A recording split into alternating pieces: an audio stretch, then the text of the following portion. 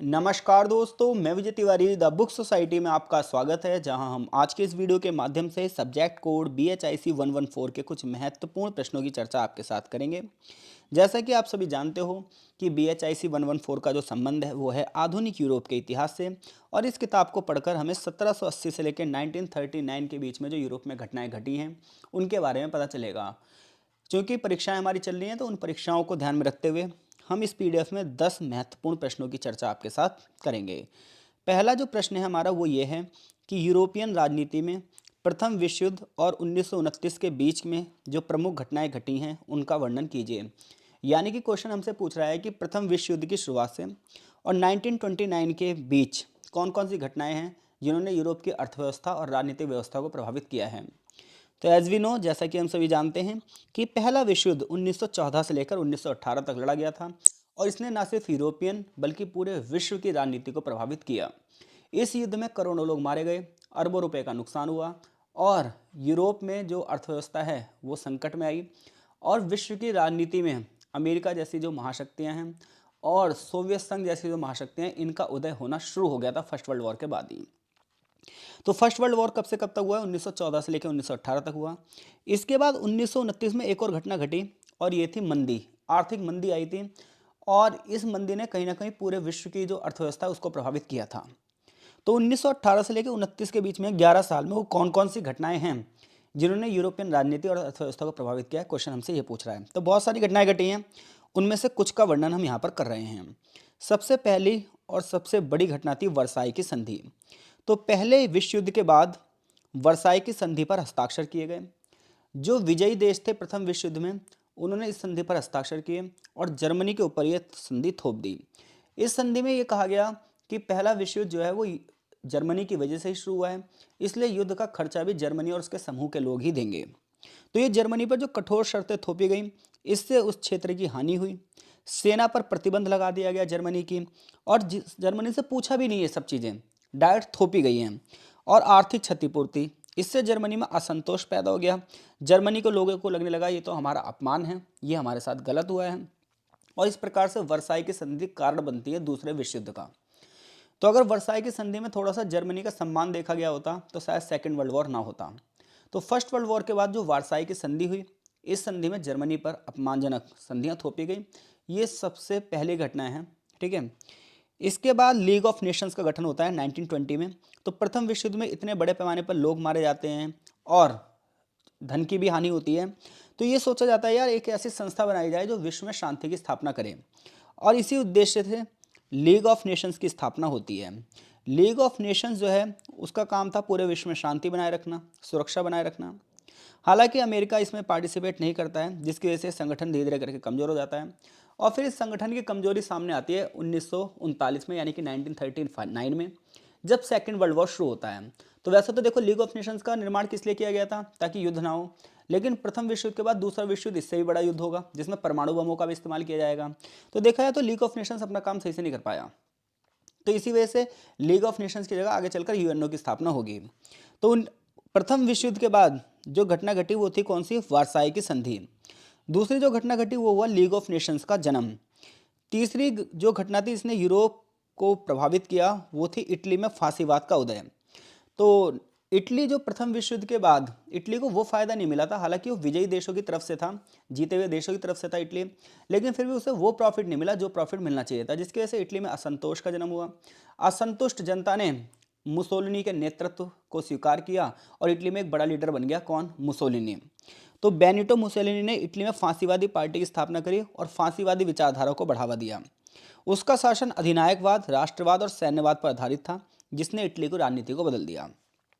तो पहले विश्व युद्ध के बाद जो घटना घटी वो वर्साई की संधि थी। फिर पूरे विश्व में शांति की स्थापना के लिए लीग ऑफ नेशंस का जन्म हुआ।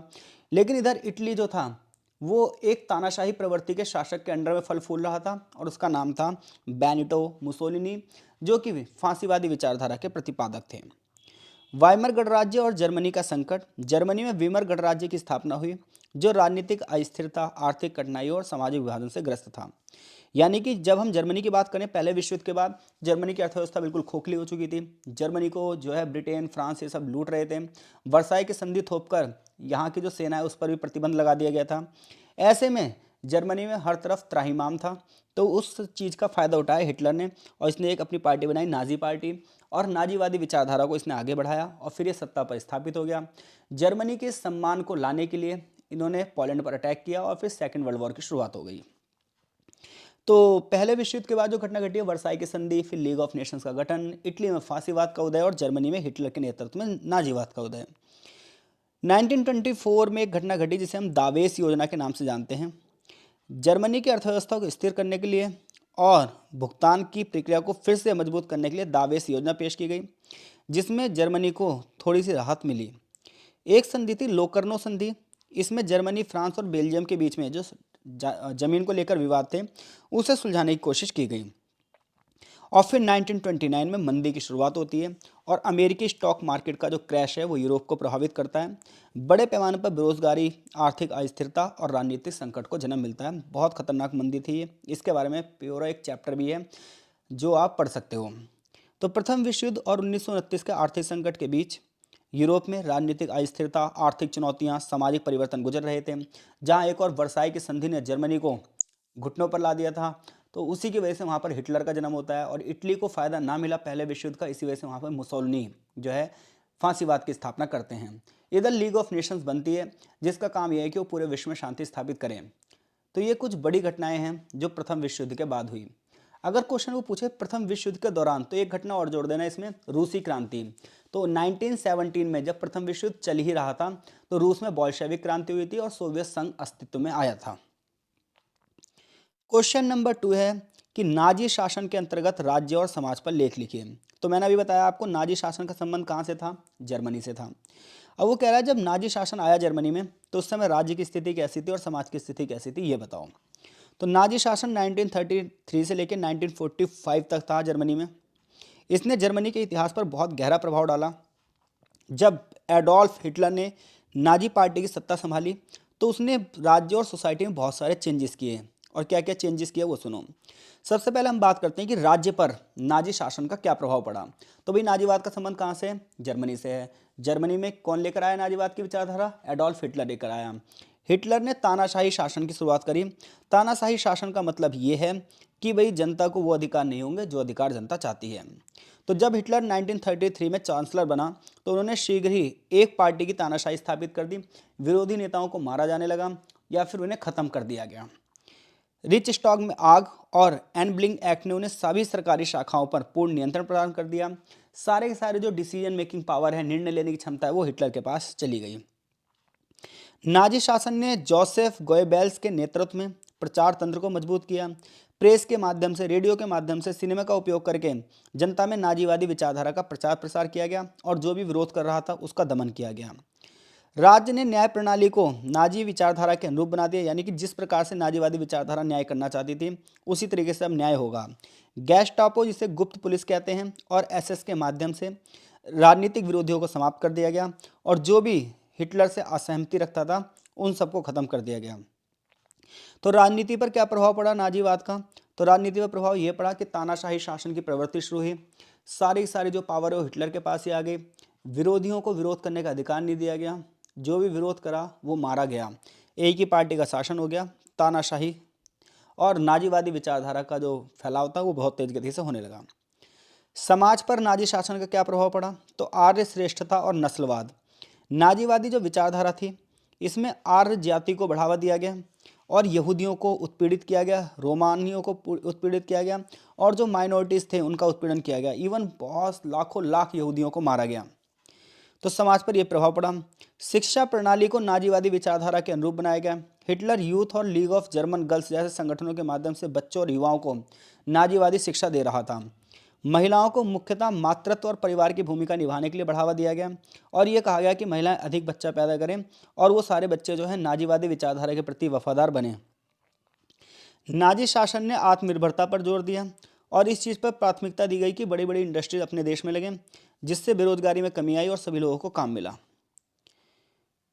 इसके अलावा कला और साहित्य को भी जो है नाजीवाद विचारधारा के अनुरूप में बनाया गया और आधुनिक कला को अश्लील कला के रूप में खारिज किया गया। निष्कर्ष ये निकलता है कि नाजी शासन के अंतर्गत जर्मनी ने अपने राज्य और समाज के सभी पहलुओं में परिवर्तन देखे। तानाशाही शासन से व्यक्ति की स्वतंत्रता का हनन हुआ, मानव अधिकार छिने, जबकि नस्लवार और युद्ध ने समाज को विभाजित किया, और यही विचारधारा सेकेंड वर्ल्ड वॉर का कारण भी बनी। लेकिन यहाँ पर हम ना ये सब पढ़ते हैं, लिखते हैं, बहुत आसान सा लगता है, बट बात यह है कि जर्मनी की परिस्थितियाँ ही ऐसी थी जिसमें हिटलर का उदय हुआ। अगर उस समय हिटलर नहीं होता तो शायद जर्मनी का सम्मान भी वापस नहीं आ पाता। क्वेश्चन नंबर 3, सोवियत जो संघ था उसमें नियोजन और औद्योगिकरण पर लेख लिखिए। यानी कि जो सोवियत यूनियन था 1917 में रूस और 15 देशों का जो समूह बना, उसमें प्लानिंग किस प्रकार से की गई और इंडस्ट्रीज को कैसे लगाया गया, इसके बारे में क्वेश्चन आपसे पूछ रहा है। तो देखिए 1917 में जो अक्टूबर क्रांति हुई, बॉल्शेविक क्रांति हुई, वहाँ से एक समाजवादी राज्य बना। समाजवादी राज्य का मतलब ये था कि सारी की सारी जो चीज़ें वो सरकार के नियंत्रण में होंगी। जो बड़े बड़े जमींदार हैं उनसे ज़मीनें छीन ली जाएगी और वो सरकार के अंडर में कर दी जाएगी। सामूहिक संपत्ति का सिद्धांत खत्म करके साम्यवादी संपत्ति के सिद्धांत को बढ़ावा दिया जाएगा। इतना ही नहीं, कोई भी प्राइवेट सेक्टर नहीं होगा, सारा गवर्नमेंट सेक्टर होगा। अब इसके लिए क्या किया गया, तो देखो सबसे पहले नियोजन किया गया। सोवियत सरकार ने अर्थव्यवस्था में केंद्रीकृत योजना शुरू करी, यानी कि सेंट्रलाइज्ड प्रोग्राम शुरू हुआ। तो देखो दो प्रकार के प्रोग्राम होते हैं, एक होता है सेंट्रल गवर्नमेंट से स्टेट गवर्नमेंट की तरफ जाता है, और एक होता है स्टेट गवर्नमेंट से सेंट्रल गवर्नमेंट की तरफ जाता है। अब सोवियत संघ में क्या था, जो सेंट्रल गवर्नमेंट थी वही सारे सारे डिसीजन लेगी और वो जो स्टेट को कहेगी वही करना पड़ेगा। ये योजना 1928 में शुरू हुई और 5-5 साल की योजनाओं के माध्यम से इसे लागू किया गया। हमारे देश में भी जो पंचवर्षीय मॉडल है वो रूस से ही प्रेरित था, सोवियत संघ से ही प्रेरित था। तो सोवियत संघ में जो नियोजन था, नियोजन का मतलब होता है किसी काम को करने की तैयारी। तो सोवियत संघ में ये हुआ कि 5-5 सालों की योजनाओं का मॉडल अपनाया गया।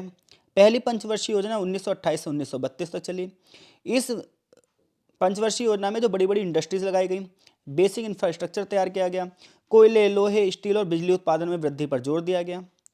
कृषि क्षेत्र में सामूहिकरण की नीति लागू की गई। निजी जितनी भी कृषि भूमि थी सबको सरकारी भूमि में परिवर्तित कर दिया गया, जिसे कोल खोज मॉडल के नाम से जाना जाता है। भारी उद्योगों का विकास किया गया। बड़ी संख्या में मजदूरों को उद्योगों में लगाया गया। नई औद्योगिक बस्तियां बसाई गई, नए शहर बनाए गए, मजदूरों को घर और सुविधाएं प्रदान की गई। तकनीकी प्रशिक्षण और शिक्षा पर जोर दिया गया ताकि अच्छे से अच्छे जो है मजदूर तैयार किए जा सकें, और रिसर्च को भी बढ़ावा दिया गया। प्रभाव क्या पड़ा, चुनौतियां क्या थी, तो देखो आर्थिक विकास।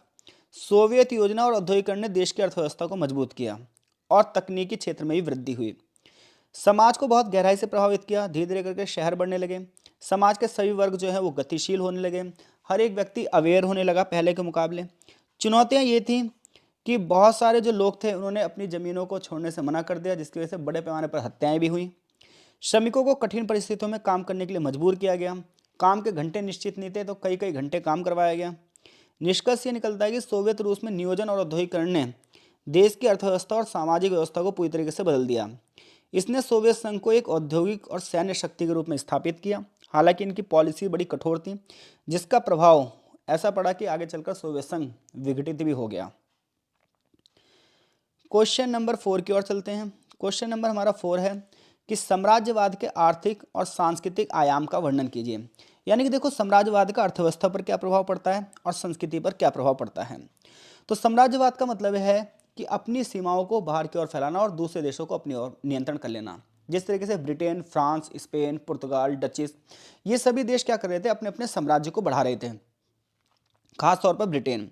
तो इसमें शक्तिशाली देश दूसरे देशों पर कब्जा कर लेते हैं, उसकी राजनीति पर कब्जा कर लेते हैं, अर्थव्यवस्था पर कब्जा कर लेते हैं और संस्कृति को भी धीरे धीरे करके बदल देते हैं। जैसे ब्रिटिशर्स हमारे यहाँ आए तो हमारे उनका उद्देश्य सिर्फ ये नहीं था कि वो हमारी अर्थव्यवस्था को बर्बाद कर रहे थे, वो हमारे यहाँ पर अपने कल्चर को भी थोप रहे थे, क्रिश्चियनिटी को भी बढ़ावा दे रहे थे। तो ये साम्राज्यवाद के कुछ प्रभाव यहाँ पर बताए गए हैं। सबसे पहले हम आर्थिक प्रभावों की बात कर रहे हैं। तो जितनी भी साम्राज्यवादी शक्तियाँ थीं उन्होंने अपने गुलाम देशों के प्राकृतिक संसाधनों का कब्जा किया।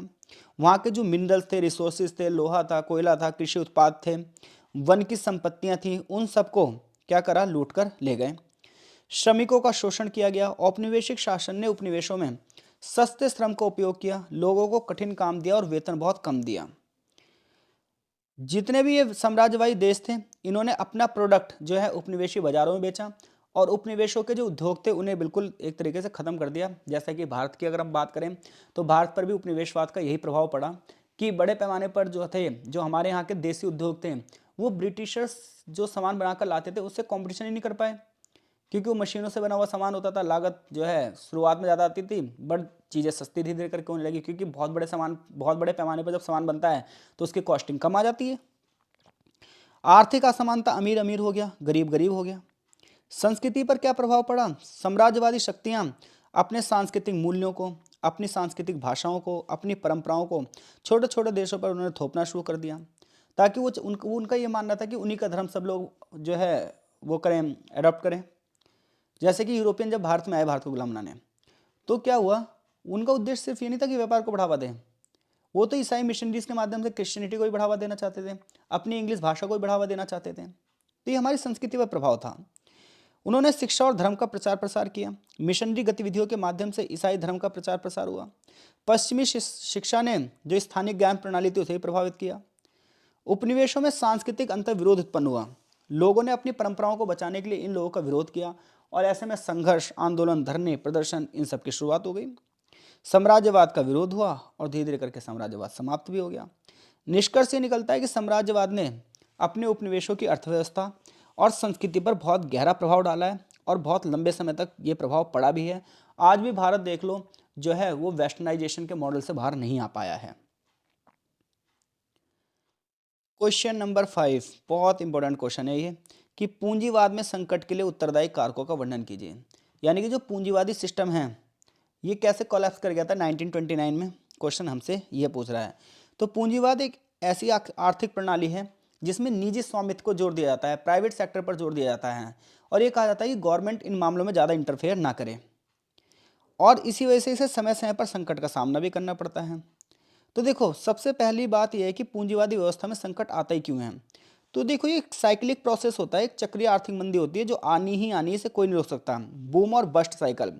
तो पूंजीवाद में आर्थिक गतिविधियां जो है वो एक साइक्लिक रूप में चलती हैं, जिसमें सबसे पहले बहुत तेज गति से वृद्धि होती है और फिर धीरे धीरे करके मंदी का दौर आता है।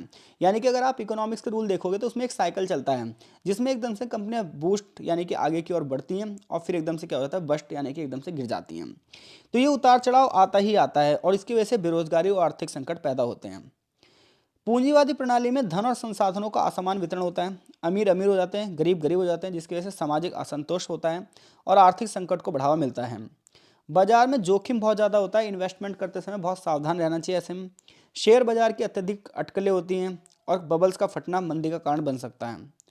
संसाधनों का मिसयूज, पूंजीवाद में मुनाफे की वजह से नेचुरल रिसोर्सेज का प्रयोग बहुत ज़्यादा किया जाता है, जिसकी वजह से इन्वायरमेंट जो है वो संकट में आ जाता है। प्रतिस्पर्धा और नैतिकता की कमी, पूंजीवाद में कंपटीशन इतना ज़्यादा होता है कि अनैतिक व्यापार भी शुरू हो जाता है। श्रमिकों का शोषण किया जाता है, पर्यावरण की अनदेखी की जाती है, समाज के विश्वास को जो है अविश्वास में बदल दिया जाता है, लोगों के विश्वास का फायदा उठाया जाता है, मिलावट करनी शुरू कर दी जाती है। तकनीकी परिवर्तन, जैसे जैसे टेक्नोलॉजी आगे बढ़ेगी वैसे वैसे बेरोजगारी भी बढ़ती जाएगी।